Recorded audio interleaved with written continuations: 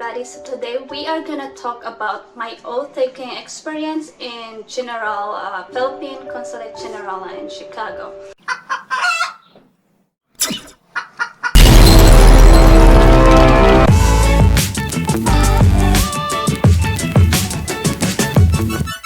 So in this experience, it's only in Chicago. So if you are doing your Outtaking in other consulate, this might be a little bit different.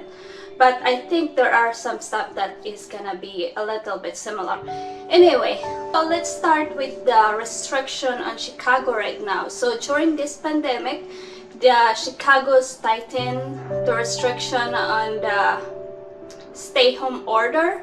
So when I was there, I actually had talked to Filipinas, and some of them are very worried about this restriction, and then one of them actually called the COVID in charge persons in Chicago, you know, the one who administer it, and they said that this trip, the Outtaking, is actually considered essential, so you don't have to worry about going to Chicago about this one. The one that I did to make sure that they are open on the schedule that they give me is I check on their website. I have their website down below, the Chicago one, and just check on it and the schedule where they are open or closed. I'll put it here in the screen too, just for the December and November for 2020. So anyways, let's talk about your arrival. So when you arrive in Chicago, usually my schedule was, my submission of documents was 1 o'clock to 1:30. So when I go to the consulate, I ask the person in the lobby, and you just have to, you know, she lists your name and what time you're supposed to go upstairs, because you're not gonna be allowed to go upstairs that's so early. So they let us in at 11 a.m., which is the submission of the document. And then when we just arrive in the consulate, we actually have some Filipinos waiting already inside for their, I think, 10 o'clock appointment. So when we get there, we were like really early. So we actually like see them waiting in the inside of the consulate, but they told us that we should just let the lobby person know that we're here, and then this is our schedule, and she actually lists our name, and then when we come back at 11, we just have to wait on the elevator, and she let us go to the elevator when it's time. Anyway, after that, you sign in, and then at 11 o'clock, me and the two Filipinas go upstairs, because it's just three of us, because we were so early that time. So it's just three of us come upstairs, and then some of them just follow us that time. When we go upstairs, we actually have a lot of Filipinos inside the consulate, and I am a little bit confused about it. So when we go up there, I started like, you know, they're having these windows and they're entertaining people, so I thought like it's us, the 11, 12, and 30 schedule. But it turns out they are the 10 o'clock appointment applying for the passport. So anyways, I was standing in line, and I asked one of the Filipinos, and he said, they are actually gonna call you. So one thing you have to remember, if you go upstairs, just be seated, and then the consulate people actually will mention your appointment time, and they're gonna call you one by one for the submission of the document. So when they are taking your document, I know they said in the email you should have 2 copies of each document.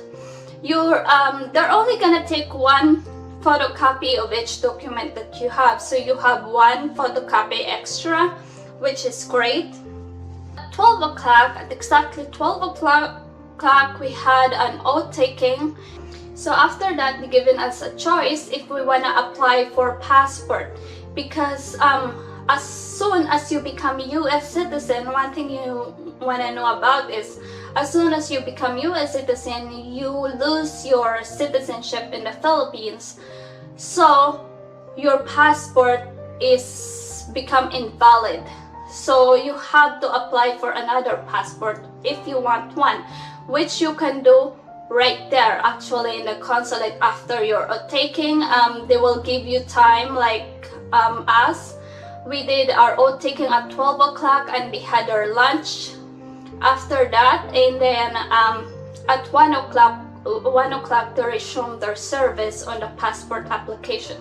So after the outtaking, just the person in charge is gonna make an announcement about the passport, and then after that you just go to the window and ask for the passport application. Or if you are really ready about this, and if you research about having your outtaking, you can just bring your own form and be ready when you get there. You have to pay $60, by the way, for the passport if your passport is intact. And if it's damaged or lost or something, it's not perfect or something like that, you can pay up to $130 for your passport application. They email us like there's no photocopy service, but then when I got there, they actually have a photocopy service, and then you can actually buy your self-stamped envelope, which gonna be needed for your passport, you know, to be mailed it back to you. It's $15 there, but if you are in advance and you know what's gonna happen when you go in the consulate, you can actually just buy it in the post office, so that it's a little bit cheaper, because there it's $15. But if you think about, you know, having to drive to Chicago again for your passport application, $15 is really a good deal if you were not prepared for it. But if you prepared for it, remember to bring a self-stamp envelope on your outtaking, because it is gonna be needed. And then after they collect your documents, after you submit your documents, they're gonna give you a form to do your voter's application, and then right there you'll fill up the application form and then go to window 1, and then the person there is gonna type in your information on your voters, and then they're gonna take pictures of you after that. So that is, guys, for today. I'm just sharing with you my experience on my outtaking ceremony. One of the highlights of this video is for you guys to know that you can bring a self-stamped envelope for this one, because I have no idea that I can actually apply my passport when I did my outtaking. Because if I have known that, I should have prepared my passport application right here at home, because you can actually download the form online. I have their website down below in the link to the form of the passport application.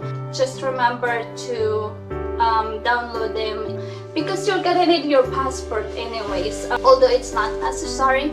One thing also you have to know is there is a travel ban during this time in the Philippines, and if you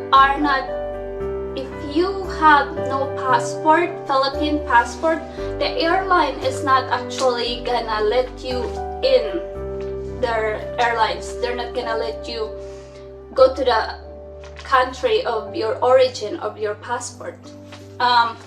But one of the consulate announced there that if you have a Philippine Airlines, if you're taking the Philippine Airlines, you can actually use your US passport, but you have to have the certificate for your dual citizen.